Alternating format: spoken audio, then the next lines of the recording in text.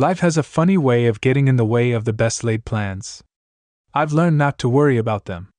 There was a time, before my divorce, when I was all about planning at work. I'd anticipate every possible scenario and always have a backup plan for when things didn't go as expected. Now, though, I got a call from my ex-wife. My wife Betsy was in the hospital, and my daughter Lisa asked me to go. I hadn't seen Betsy in over a year, but when Lisa asks me for something, I usually go. So I got in the car and made the nearly hour-long drive through the snarl of traffic to Allentown General. I parked at the hospital where Lisa had taken her mother. I hoped this visit would be quick at the information desk. I learned that Betsy had been admitted 2 days earlier. A nurse guided me to her room, mentioning that Betsy was still asleep. "What's wrong with her?" I asked the nurse. "My wife is very ex-wife," she laughed, but then her expression turned serious. "Dad, please tell me you're not flirting with the nurse while Mom's in the hospital," Lisa said from behind me. "Of course not, Lisa," I replied with a smirk. "If I were, I'd at least have asked her name." The nurse gave a soft laugh. "Bonnie," she said. "That suits you," I commented, catching Lisa's eye as she rolled her eyes and nudged me toward the room. Inside, the atmosphere was grim. The room was filled with 4 beds, which only added to the sterile, depressing atmosphere. "Wow, this place could use a decorator," I muttered. "Lisa is here because she doesn't have health insurance. Evan and I tried to add her to our plan, but he couldn't swing it. The only other person who could," she trailed off, her meaning hanging in the air. "Lisa, I'll do almost anything for you, but you have to understand. Your mom and I are divorced." I followed the judge's orders to the letter and did what was necessary, but I don't owe her more than that. Lisa's voice softened as she looked down at her mother lying there. "She never wanted a divorce, you know. She still loves you, Dad." I scoffed, my tone making it clear I didn't believe her. "It's not enough to want something. You have to make it happen. Your mom and I are over because of choices she made." "I know what happened, Dad. I was there. But sometimes it feels like you two still belong together. She loves you so much. Look at her. She's wasting away." "Some folks don't age gracefully," he replied coldly. "Maybe she just needs to take better care of herself. She needs love and support, that's why she's wasting away." Lisa's shop assistant looked hurt, flashing in her eyes. "Is that so much to ask for?" he sighed, frustrated. "I loved her once, enough to put my pride aside and try to fix things. Even after everything that happened, I couldn't keep doing it forever. Some men can handle that, but I'm not one of them." Lisa shook her head. "Maybe some women love more than one person, and sometimes it works, but not for you." She paused, looking down. "I just don't get it. You're not the type to walk away from something. Some things are better left behind." "Lisa, when the marriage was over, I split everything except the house. Her lawyer combed through all of our finances." "Then why?" she said, her tone suddenly suspicious. "Are you driving a customized Mustang, Evan? I think it cost 50 grand, and meanwhile, my mom's struggling just to get by. Maybe I've got better credit. I'll sit with her while she's out so you can get a break.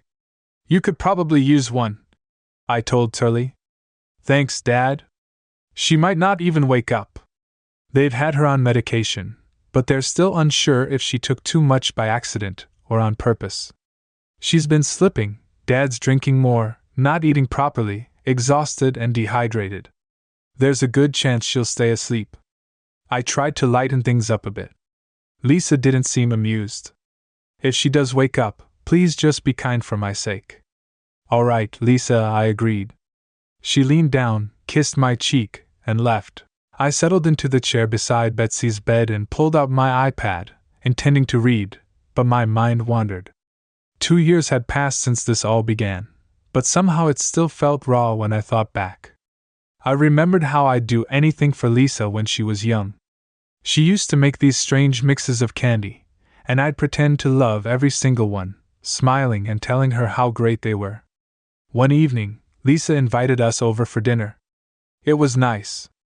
The roast was tough and dry, but Evan kept my drink topped off, probably sensing I needed to get through the meal. Thankfully, I don't drink much, or I'd have been stumbling out of there. I enjoyed the time with my family. I spent some time with Lisa's little boy Martin, who was named after me.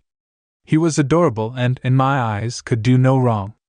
The highlight of the evening, though, was when Lisa and Evan announced she was pregnant again.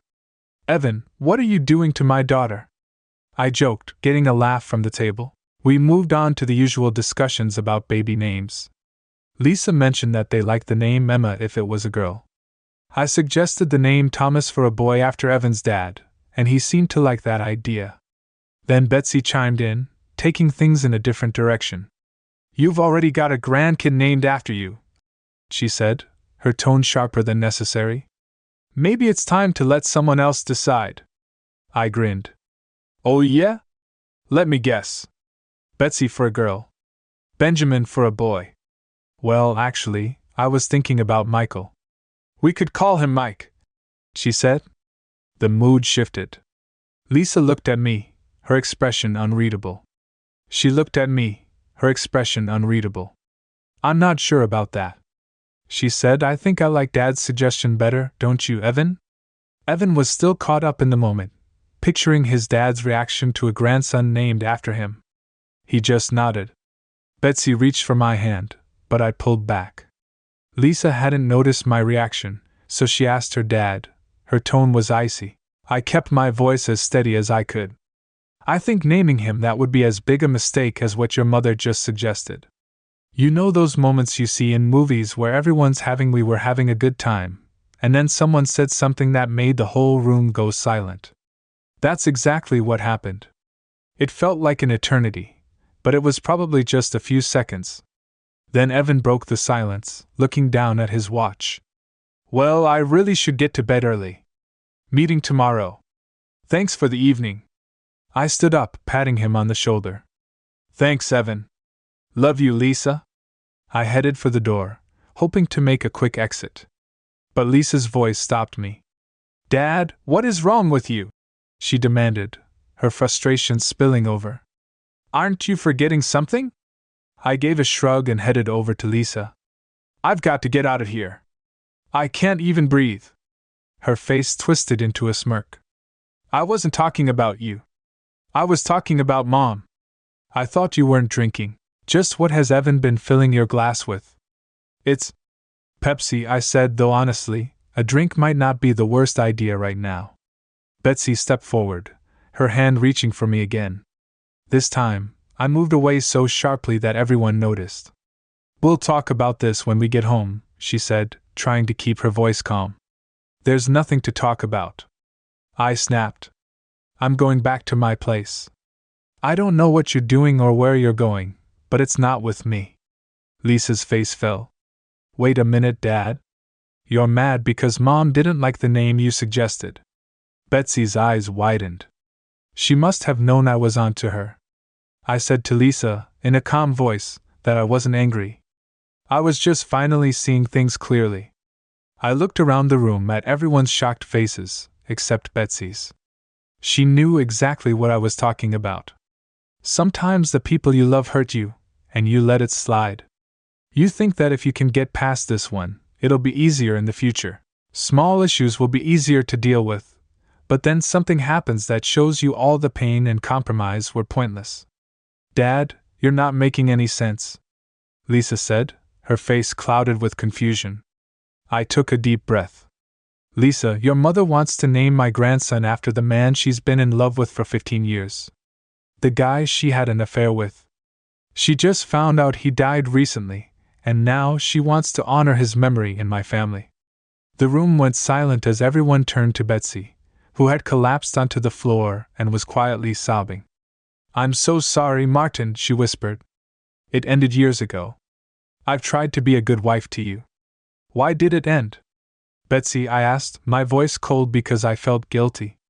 She answered, voice trembling. "I knew it was wrong, so I ended it. You didn't understand, did you? I should have ended things when I first found out. It wasn't an affair. It was just once a year. We didn't even always sleep together. and afterwards things were better between us. It's been over for a long time. You're wrong, Betsy. It's worse than you think. I replied, anger filling my words. Maybe you'll finally tell someone the truth. Once the divorce is finalized, I'm done with your lies. She looked at me, shocked, and asked, What are you talking about? I ended it, not you. I went to Allentown 5 years ago and found him beaten up. He ended up in the hospital before you even got off the plane. I took his phone and looked through all the messages you sent him. I told him that if he ever came near you again, I'd make things really difficult for him. Betsy's face went pale.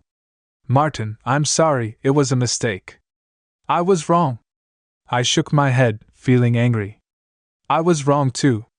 I thought I could fix this. I thought if I loved you enough, we'd get past it.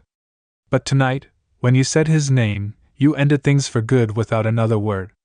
I turned and walked out, climbed into my Mustang, revved the engine and took off into the night. The roar of the engine and the thrill. I drove fast through the night under the moonlight, trying to get rid of the pain in my chest. I turned off my phone and just focused on the road ahead to clear my head. To be honest, I wasn't as rattled by the night's events as I probably seemed. I'd known about Betsy's affair for over 5 years and had been preparing for our eventual divorce in every way possible. I was probably more blindsided by that night than she was. First, she had no idea that I was aware of her affair.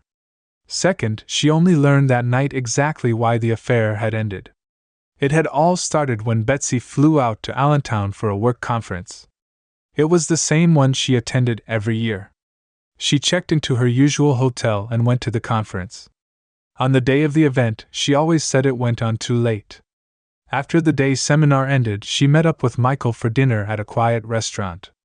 They spent hours together laughing, talking, and catching up.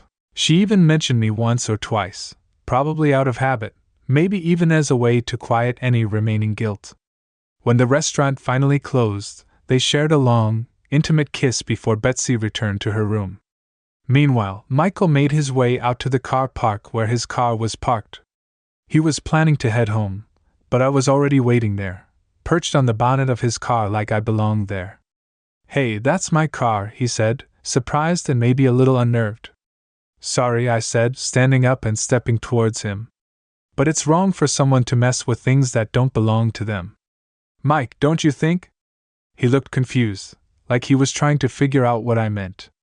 I couldn't agree more, he replied, chuckling nervously, probably still hoping this was some kind of joke.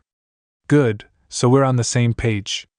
I paused, letting him sweat a little, or not worry about the hubcaps. Mike, let's talk about Iva, your wife. She's probably at home right now on Juniper Court, wondering.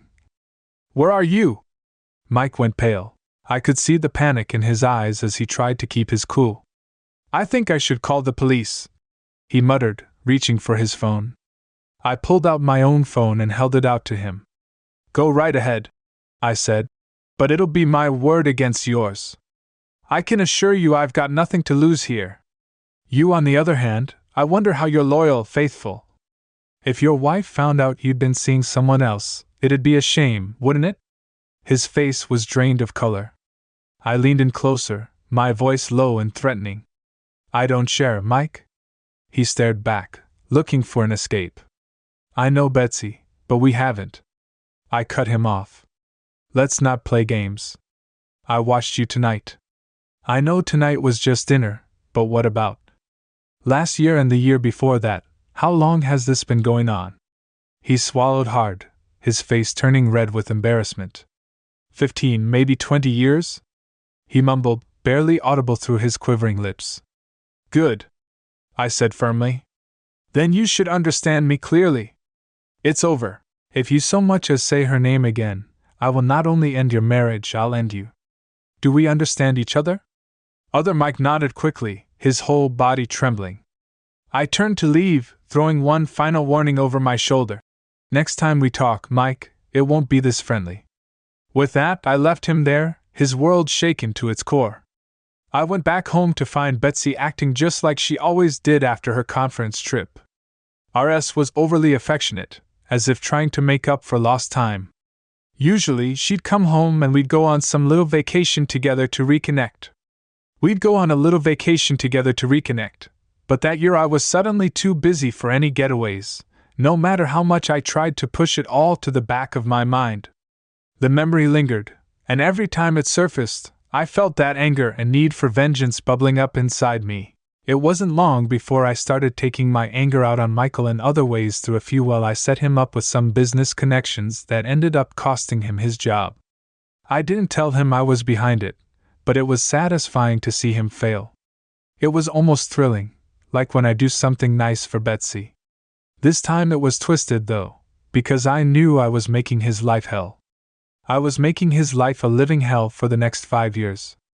I kept chipping away at Michael's life bit by bit, even as I set up my own safety net for the divorce I knew was inevitable. Why hadn't I just confronted her and filed for divorce when I first found out? Despite everything, I still loved her at least on some level in my heart. I wanted to believe she'd change. I felt she deserved a second chance, but my head, the part of me that was great at planning for every eventuality at work, told me to be ready for anything. So I told Betsy there was a freeze on raises at work, even though I'd just received a hefty raise and a promotion that almost doubled my salary.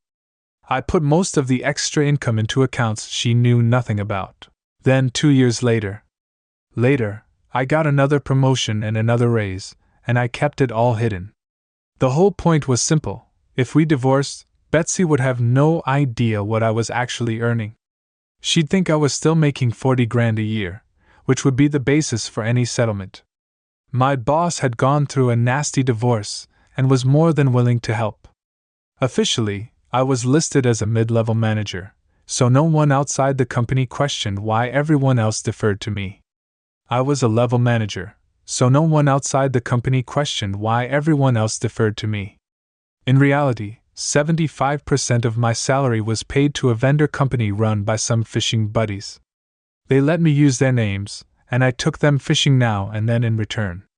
The money went straight into an offshore account, leaving no trace. A couple of times I dipped into the funds to help Lisa and Evan. When they got married, I made a hefty down payment on their house so they wouldn't be saddled with a huge mortgage.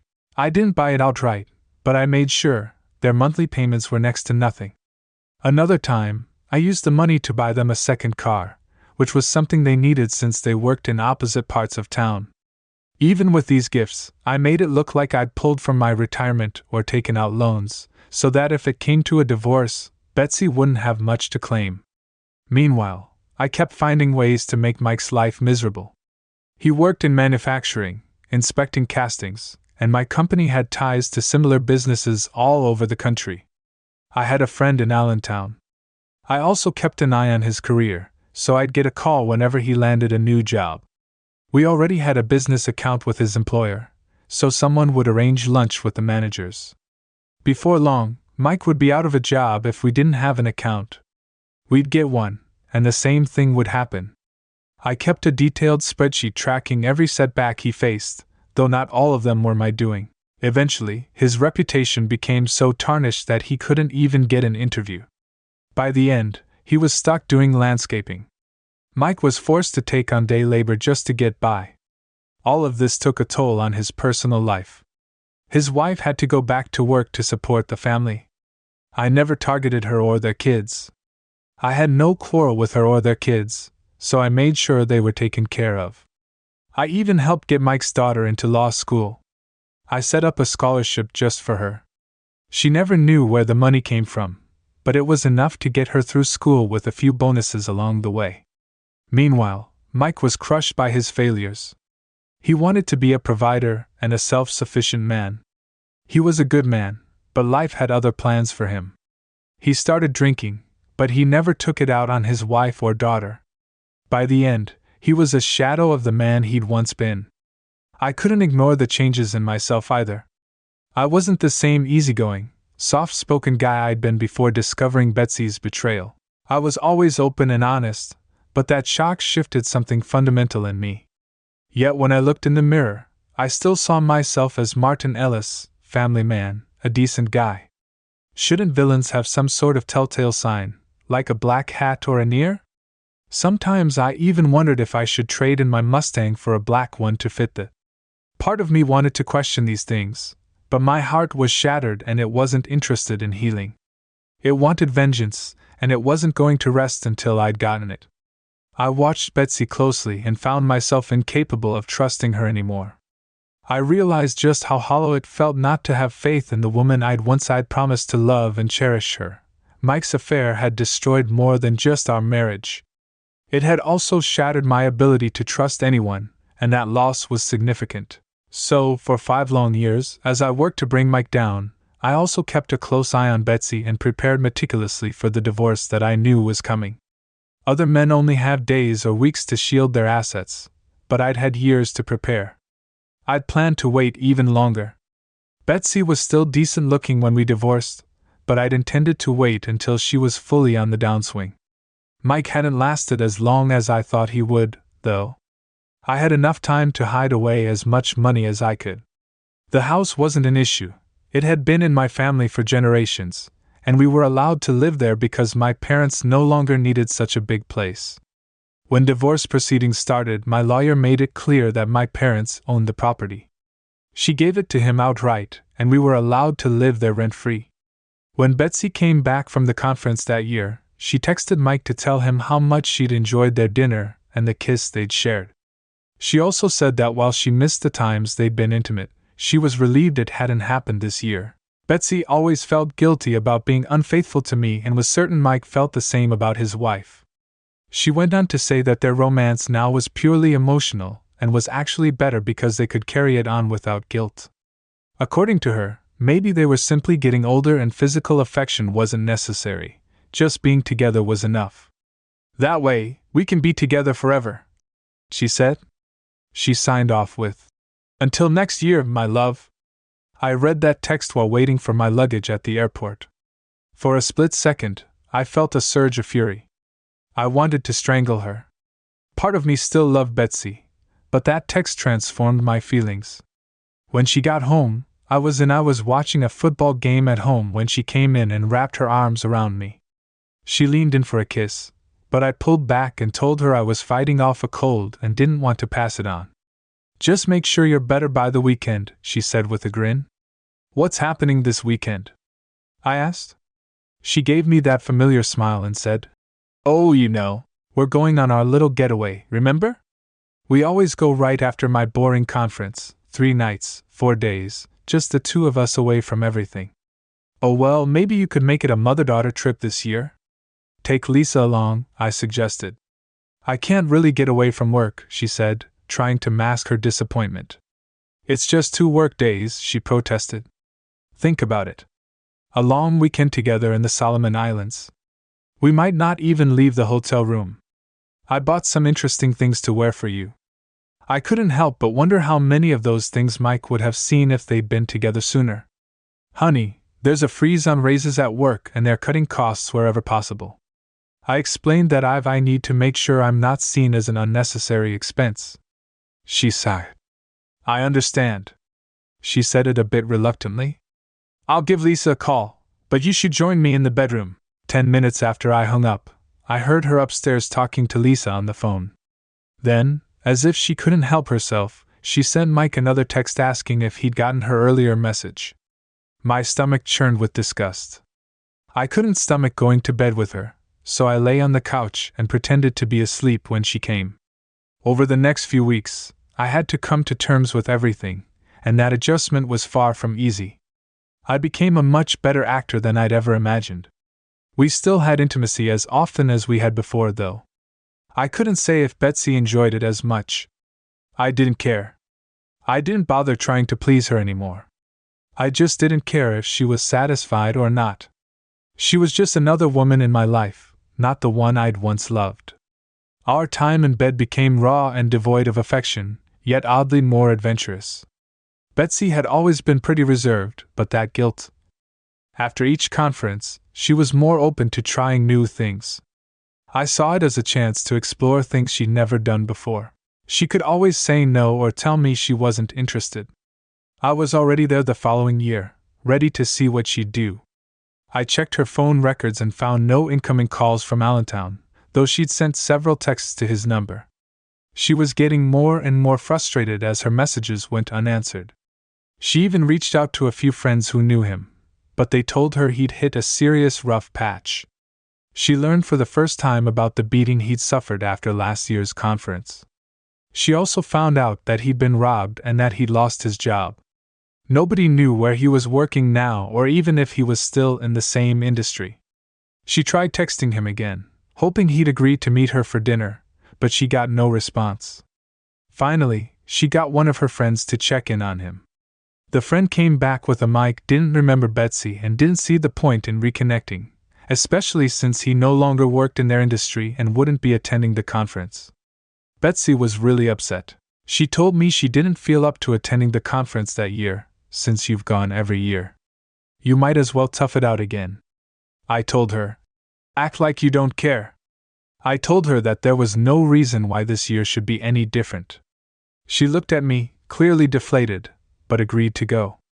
I timed my flight so that I landed just 2 hours after hers and kept a close eye on her the entire day. I almost let my cover slip a few times, but Betsy didn't even stay tonight. She was on a return flight by evening. While she was heading to, I called her at the airport, pretending to miss her terribly. I told her I'd be out of town that night, but that it didn't matter since she'd be at the conference. She told me she couldn't stand to be alone and was flying home early. I expected she'd try to find someone new to latch on to, but she didn't. She just attended the lectures and wandered around. After the expo, she flew straight home. The following year, she tried to convince me to attend the conference with her so she could prove how boring it was. I wasn't interested. After that, she stopped going altogether for the past 2 years. Betsy had been totally faithful to me, or at least she tried to be from time to time. I kept an eye on her either by watching her myself or hiring a private investigator to keep tabs on her for a few days. She hadn't done anything to make me suspicious. If I hadn't known better, I might have thought she was the perfect wife. In many ways, she had tried to be. But once trust is gone, there's no going back. We'd often relax on the back deck together, with Betsy on her big swing and her head on my shoulder. She'd hold my hand, her eyes distant, and I'd wonder if she was thinking of Mike and how their love would last until one of them finally died. One lazy Sunday morning, though, Betsy woke me up in a way that would have once had me over the moon. But now, in moments like that, when she showed sudden bursts of passion, I couldn't shake the thought that maybe she was imagining herself with Mike. That doubt prevented me from ever giving her my heart again, no matter how hard she tried to rekindle things. I'd lived with a constant sense of suspicion for years. I always had this feeling that she was up to something. Betsy had become, in many ways, an expensive maid with benefits. In the last 2 years before the divorce, I began to look at her differently. It felt like I was a farmer inspecting his crops, checking for the signs that her beauty was beginning to fade. There were a few more lines on her face. I'd noticed the way her body had softened. I think we're getting there. I'd say, Betsy, why not treat yourself? Have another piece of cake. Sometimes she'd hesitate, glancing at herself in the mirror. I don't want to get any bigger, she'd say. It doesn't matter to me, I'd reply, keeping my voice light. I'd smile, thinking it meant I'd love her regardless of any weight gain, but I meant something entirely different.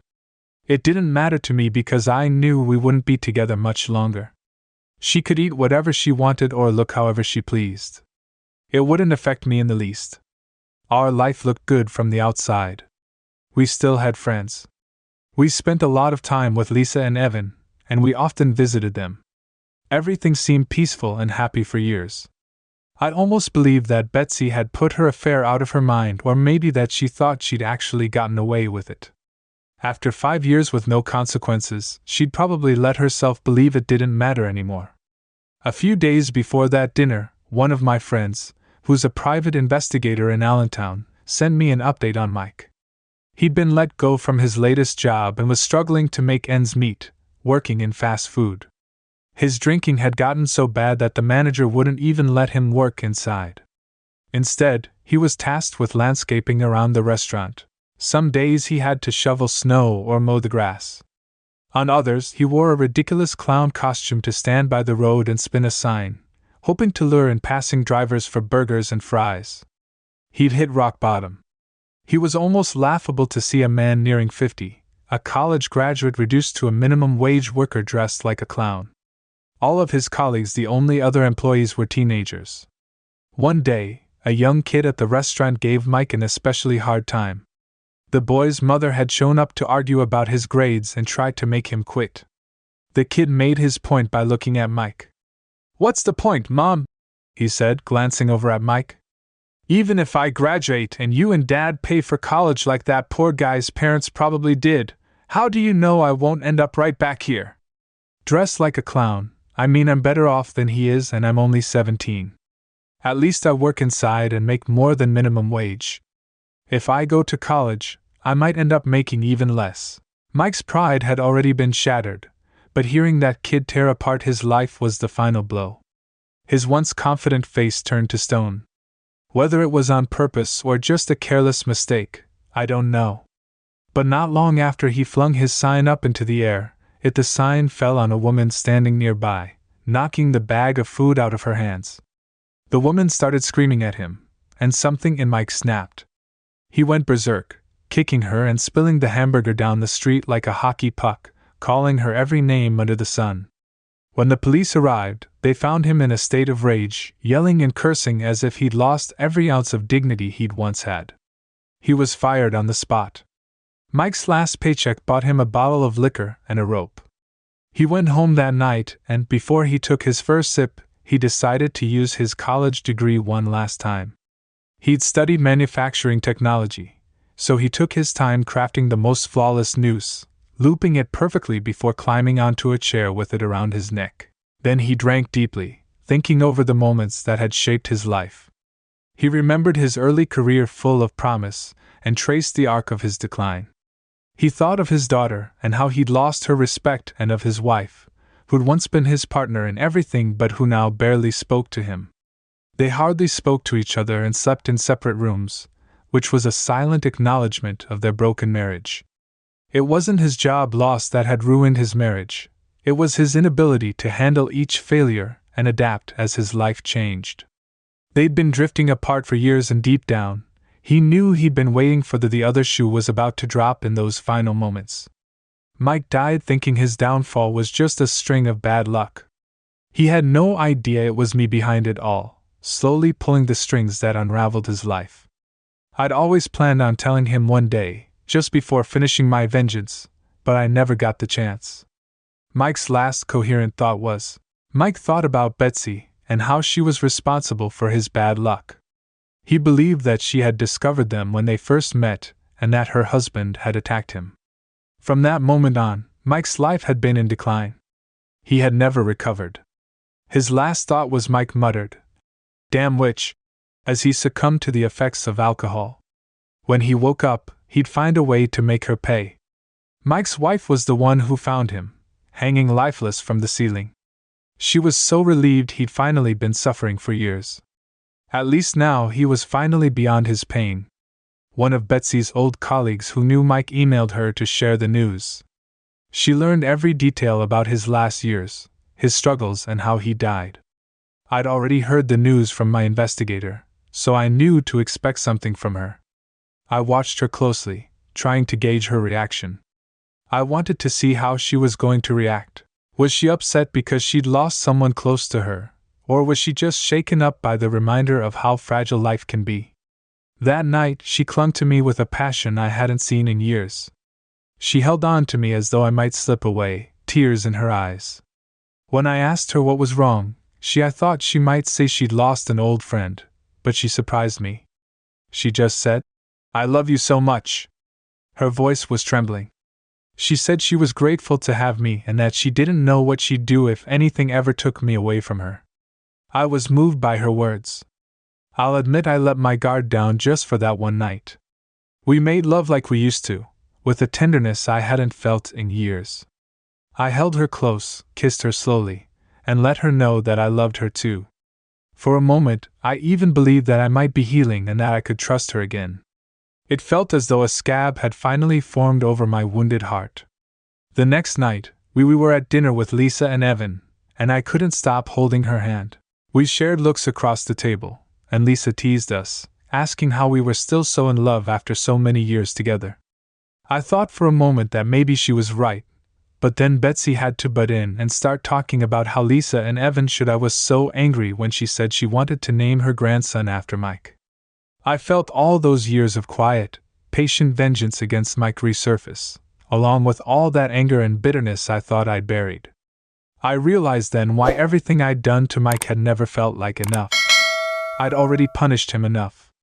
In that moment, I realized my resentment went deeper. I could destroy Mike's life 100 times over, but it would never fix what Betsy had broken in me. What I'd done to Mike over the years had been relentless.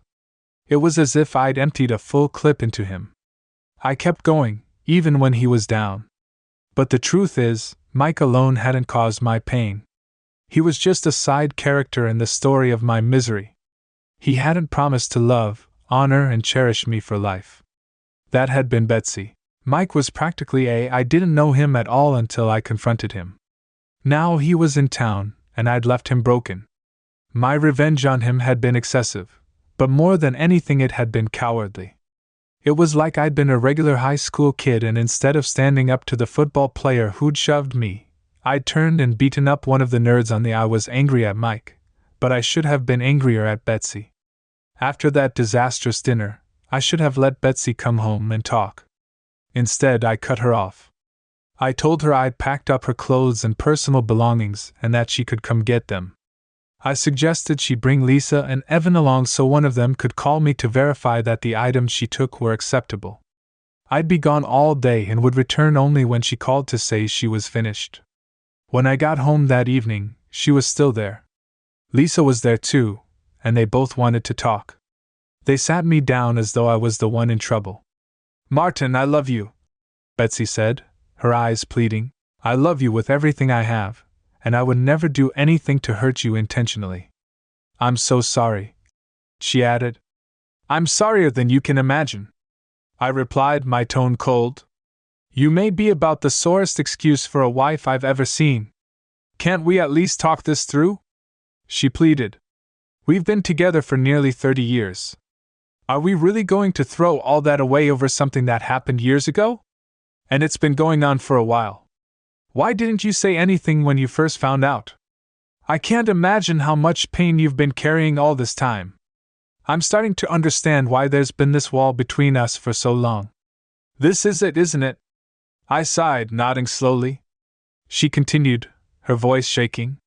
"That night it was so incredible, it felt like we'd reconnected. I'm guessing you must have heard about Mike's death and thought we were finally free of all this, that we could move on. But then I opened my mouth and ruined it." I nodded again, the bitterness in me barely contained. "Martin, please let me explain," she begged. "I know what I did was wrong, but it ended years ago. I know it was you who ended it. I have some questions, but please just let me explain first." I looked at her, feeling the anger simmering beneath the surface. "You've got this one chance, Betsy. I said I don't owe you that, but I'm giving it to you for I just want to get this divorce over with as quickly as possible. If I let you talk now, you won't be able to go to court and say I never gave you a chance to explain. So go ahead, but there are a couple of things I need to know. When did this start with Mike, and why did she take a deep breath?" Her voice was barely audible. A whisper. "Martin, it's 2010 now. We got married in 1980, so I suppose it started in 1982. 28 years. I couldn't contain myself. This has been going on for 28 years. She looked down, not meeting my eyes. Maybe Mike looked at it differently. She mumbled. He probably only counted from when we first. To Lisa, who looked as stunned as I felt, "Is there any chance at all?" I couldn't finish the sentence, but Betsy knew what I meant. "There's no chance," she said quickly. "The conference is always in July. Lisa was born in January. She's your daughter. Ma, there's no question, but you hoped, didn't you?" I spat. "Lisa, don't pretend the thought never crossed your mind." Turning back to my daughter, I said, "Lisa, Angel, I love you more than life itself. For these past 5 years, you've been the only person I could truly trust. You have most of my heart, but I need to ask. Would you be willing to take a DNA test? I don't care anymore. I'll never treat you or my grandkids any differently. I just need to know. Martin, I told you. Betsy began, but I interrupted her. Why should I believe a word you say? I've known from the start that you've been lying to me. Our marriage is over. So you've been lying to me the whole time? You don't get to make me doubt my instincts now, Martin. It wasn't like that. I've always loved you. You just don't understand. Then she started explaining. I snapped. This is your last chance to make me understand. After this, every word will go through lawyers. She looked at me. You're looking at me with wide eyes, saying, I can't believe you're saying this. I only cheated once, and that was years ago. It's not worth throwing away 30 years over something that ended ages ago. For the past 5 years, I haven't seen or heard from Mike. You're punishing me for something that's long since finished. It's unfair. I replied. I know. You haven't seen him in 5 years, but you did try to reach out to him for years after the last conference you both attended. You sent him texts, hoping he'd meet you for dinner. You even asked mutual friends if he was attending. They told you he didn't remember, but the truth is he was just scared. He knew that if he replied, I'd either kill him this time or ruin his marriage. You can see why I doubt it was truly over. Her face fell. But now you know it's over. She said, almost smiling, You know how I know that? I shot back. The last message you sent him said, Your love would last until one of you died. It's only been about 5 years since then, and yes, he's passed away now, but maybe you weren't lying after all. You still loved him enough to ask Lisa to name my grandson after him, even if it cost you our marriage. Martin, you're wrong, she said, her voice desperate. We'd only been married 2 years when I went to that first conference. I miss you a lot. It was the first time I'd been away from you. I kept going to lectures and calling you, but you were always working. Mike was there, and he reminded me of you in so many ways. Talking to him felt easy, like I could finally share everything I was feeling. The next year we grew closer. We went to dinner and stayed until the restaurant closed, but Martin, you have to understand. So much of it was because he reminded me of you. I hadn't been away from you much, and sometimes I just needed another perspective. When did it turn into something more? I asked, my voice tight. It was the 4th year, she replied. We both had a few drinks and ended up in bed. It was unplanned and unintentional, but it happened. So did the next thing, which lasted over 2 decades. I was angry. She looked away, ashamed. After that, it just became part of the conference for us. She said quietly. We'd meet up each year. Sometimes it was physical, sometimes it wasn't. Mostly it was just the comfort of talking to someone who understood me, someone who understood you. I repeated, incredulous. You had a husband for that? Betsy asked. A husband who spent years supporting you, loving you, and trusting you. I know, she whispered. She was crying and I'd hated myself for it every year. I swore I'd end it, but then the next conference would come and there he was. It just happened. I never wanted to stop talking to him, but you have to understand that a lot of it was because he was so much like you. She paused, glancing at me. We hadn't been together for that long, so I needed to run things by someone to see how you'd react to them. We slept together in the 4th year, but it was an accident. We'd both gotten really drunk and ended up in bed. We woke up the next morning. We were both consumed with guilt. Betsy continued, her voice trembling. We couldn't even look at each other. Neither of us said goodbye. The next year, the 5th year, we mostly avoided each other. To be honest, I missed him, missed my friend, but I was pregnant with Lisa then. So unless babies take over a year to come along, it was a long shot. But there was a chance he could be her father. We didn't have dinner, didn't talk, and barely interacted in any way that year. She paused, then went on quietly. The year after that, he came over to me and apologized. He told me he'd been so sorry for what happened between us 2 years before. He said he blamed himself, and that it was stupid for us to avoid each other. We avoided each other for 2 years because of a mistake. So we had dinner. If I'm being honest, I'd also been fantasizing about what sleeping with him had been like for those 2 years. My heart was twisted, but I kept silent. She took a shaky breath. We'd both been drunk that first time. I wanted to remember what it had really felt like, so at that point it had been 6 years since it happened, and we'd only been together once that night. It was just dinner, nothing happened. She seemed almost pleading now, hoping I'd understand. The following year, nothing happened again, but there was. There was a strange tension between us. It felt like we were only going to these conferences to see each other. By the time 8 o'clock came around, the tension was too much. I gave in and we had sex. Her voice dropped, and she seemed to cringe as she spoke. I think that's the one I feel the most guilt about, Martin. I've been avoiding him for years, all while I was curious about what it would be like with him. I imagined it would be great, but when it happened, it was awful. It was worse than awful, it was boring. I raised an eyebrow, not sure where she was going with this, but she looked at me almost apologetically. Look, I know size isn't everything, but Mike wasn't. I realized I'd made a mistake. She went on speaking faster as though eager to get it all out. The next year I avoided him again. I mean, I didn't just avoid sleeping with him, I avoided speaking to him too. In fact, I hid from him for most of the conference. I went over and pretended I'd been looking for him all along. I asked him a bunch of questions about his wife, and then just left. I was pretty shocked, but I let her carry on, not wanting to interrupt. The next year, it had been a full 10 years since we first met. She said, her voice softened. He was waiting for me at the airport, telling me how special it felt to be celebrating 10 years of friendship, like it was some kind of anniversary.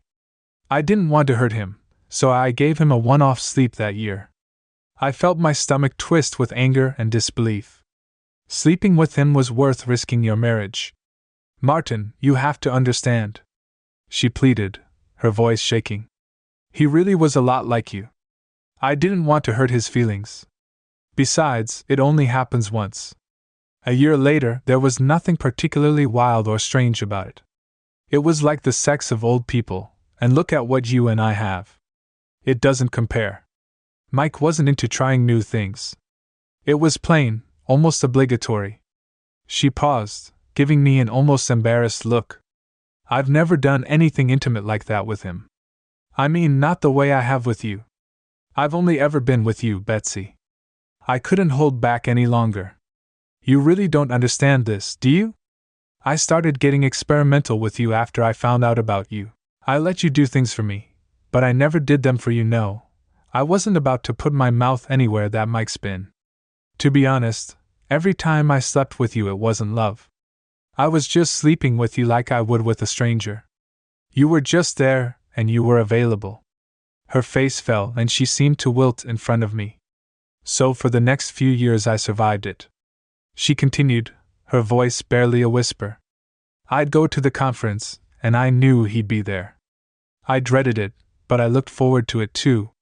Even though I knew I'd end up having sex with him at the end. After a few years, I started making up excuses.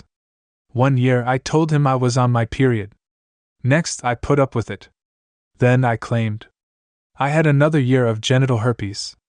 I told him I was on my period for about 3 years. I didn't have to sleep with him, but we did, and I found another excuse to avoid it for a few more years. She looked up at me, almost pleading.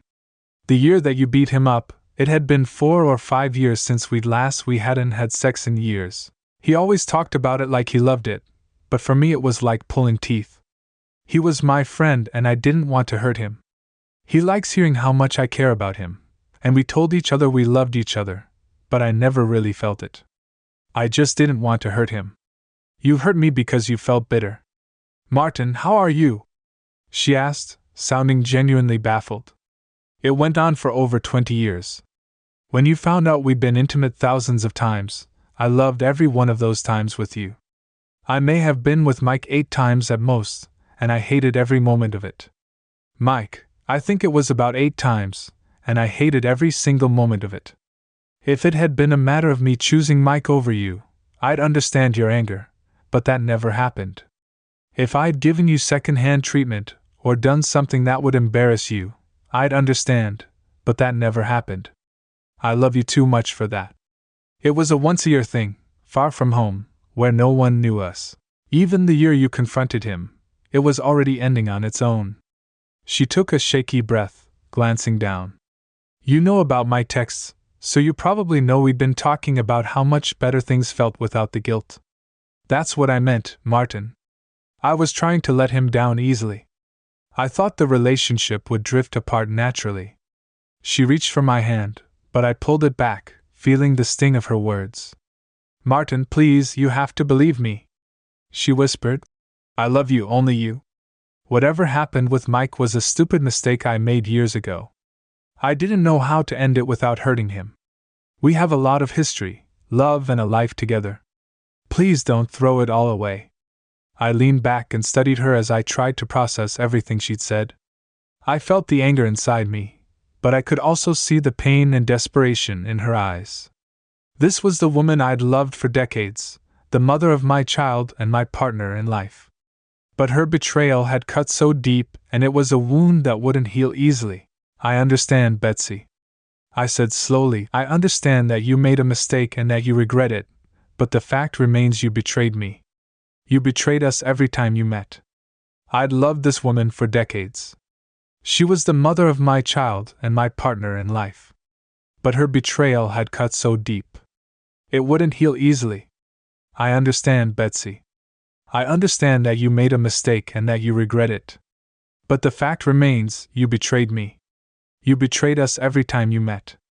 Every time you said you loved him, you took something away from our marriage. You broke my trust and my faith in you and in us.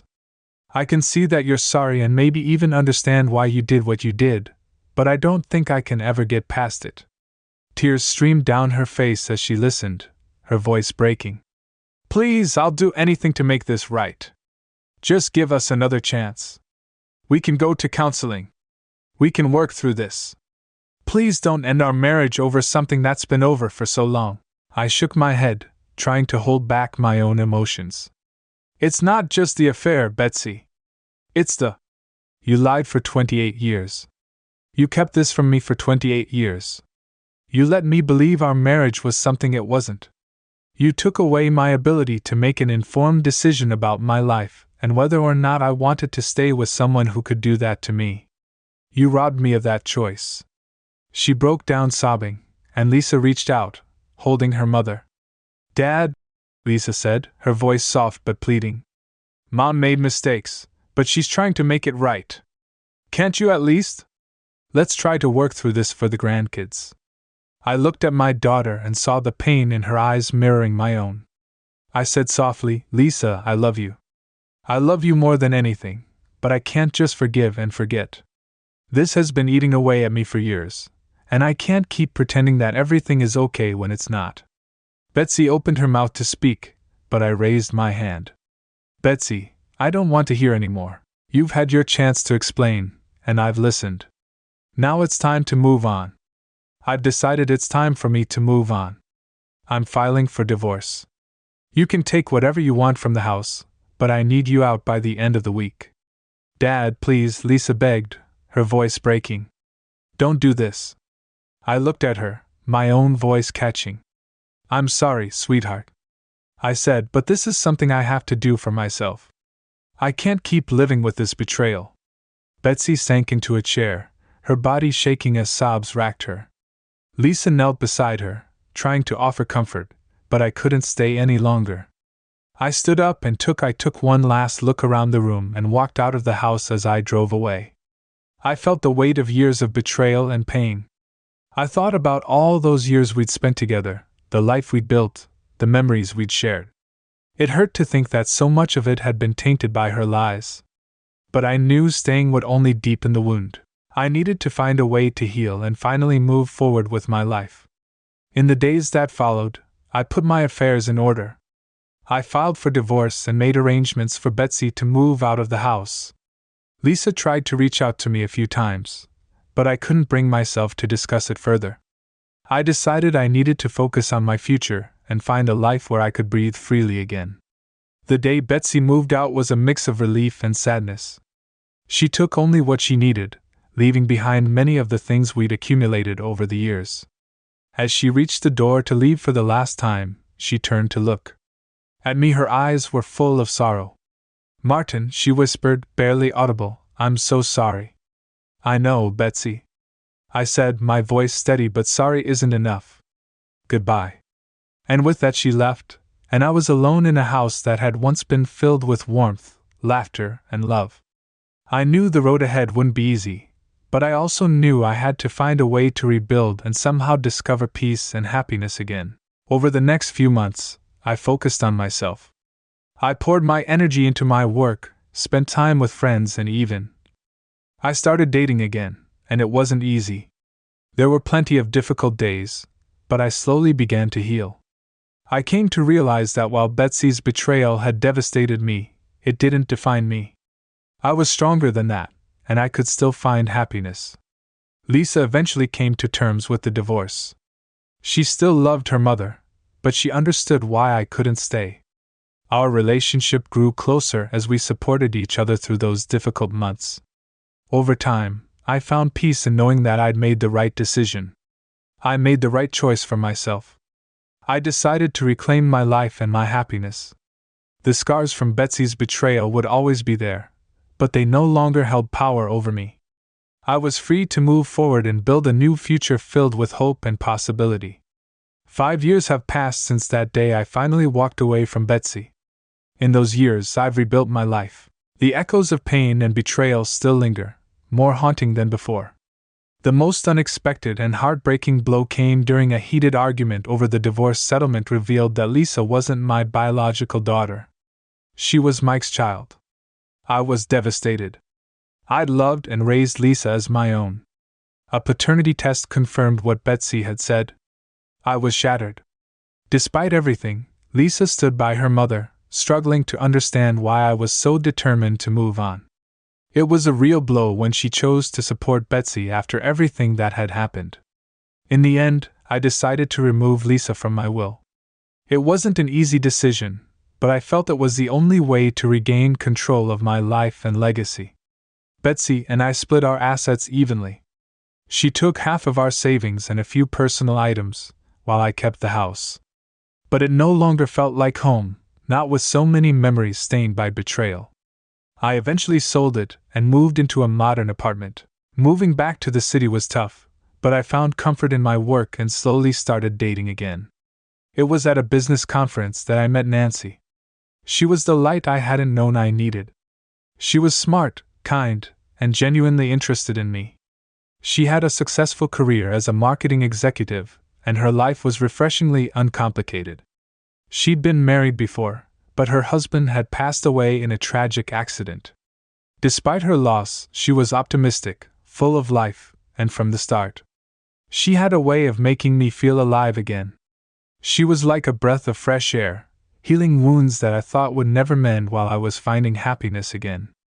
Betsy's life took a darker turn after the divorce. She moved into a modest apartment and tried to find a job, but her depression and guilt consumed her. She began drinking heavily and her health quickly deteriorated.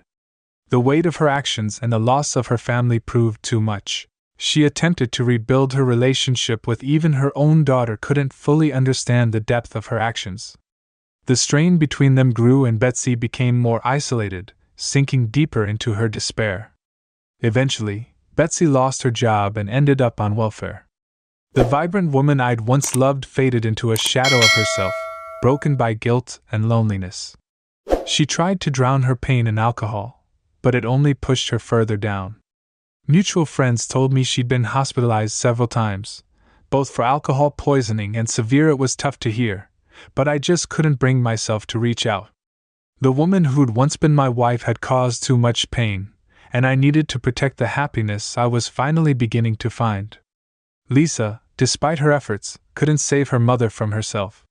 She had her own family now, and the burden of her mother's decline weighed heavily on her. Though the rift between Lisa and me remained, I found peace in knowing I'd done what was best for me.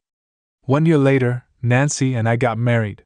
It was a small, intimate ceremony with only close friends and family. The day was filled with love and hope for the future, and I finally felt a sense of wholeness I hadn't known in years. Her presence has been a constant source of strength and joy. Together, we've built a life free from the shadows of the past. Looking back, I can see now that those years of pain and betrayal were a necessary part of my journey. I've learned that forgiveness isn't always about the other person, it's about freeing yourself from the burden of the past. While I may never fully forgive Betsy or forget what she did, I've found a way to move forward and embrace the happiness I deserve. Betsy's downward spiral is a tragic reminder of the consequences of betrayal and the importance of honesty in any relationship. As for Lisa, I hope that one day we might rebuild what we had, but for now I'm focused on the life I have with Nancy. I'm grateful for the second chance at happiness that life has granted me.